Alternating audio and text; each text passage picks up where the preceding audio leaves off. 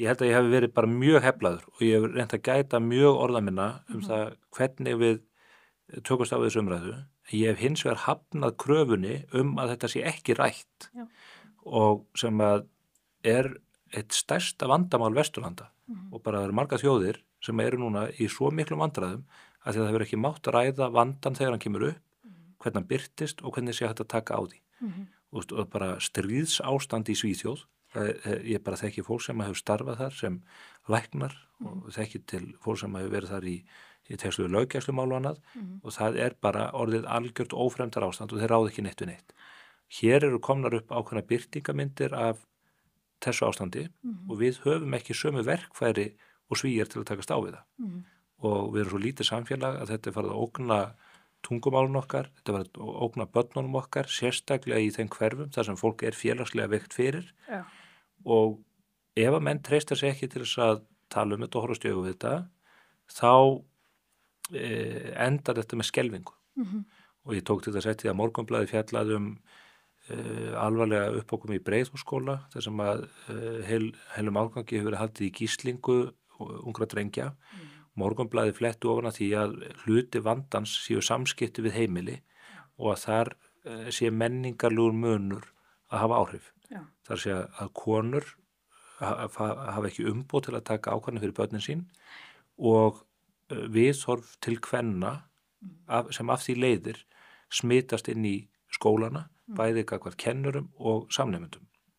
Og þetta fjallaði Morgunblaðið ég gerði það ekki, kollegi minn, af nærgætni og yfirvegun og bara með sannleikan af vopni og þá stígur fram maður svo Ragnar Þór Pétursson fyrir formað kennarasamband og fleiri og segja að þessi umfjöllun viðbjóður. Þetta viðurstyggilegt og þetta bannað og Morgunblaðið rasista miðill og ég veit ekki hvaða orð voru ekki notuð blaðið og það sem hefur verið notað mig sko, líka við það. Þetta blasir við. Og við erum að horfa upp á þessar aðstæður og það eru fórnarlömb í þessum aðstæðum sem eru Íslendingar og ég sit bara ekkert undir því. Þá má bara kalla mig þeim ljótu orðin sem að mig vilja. Já, og ekki líka oft í ákveðnum trúarbrögðum, þá mamman, hún hefur ekkert mikið vægi gagnvart sonum sínum. Það ekki líka þannig? Bara í Íslam það mjög útbreitt, mjög víða og sérstaklega í þeim ríkjum sem við erum að taka við fólki frá að konur njóta bara ekki mannréttinda. Ég þekki strák sem að á múslimskan föður sem að býr erlendis, hann býr hér á Íslandi og til þess Íslending og fóstur mamma hans úti. Hún fer ekkert á kaffihúsið út í búð án þess að vera fylgd með karlmanni. Annarkoð syni sínu með eiginmann. Hún má það ekki. Og ég heyri stundum fólk rugludallan á samstöðinu og þetta lið tala eins og að þetta séu fordómar og þessar lýsingar eigi sér ekki stóð í raunveruleikanum og að það séu raun og veru lítill munur á stöðu kvenna hér og í þessum löndum. Hlífið mér bara við þessu.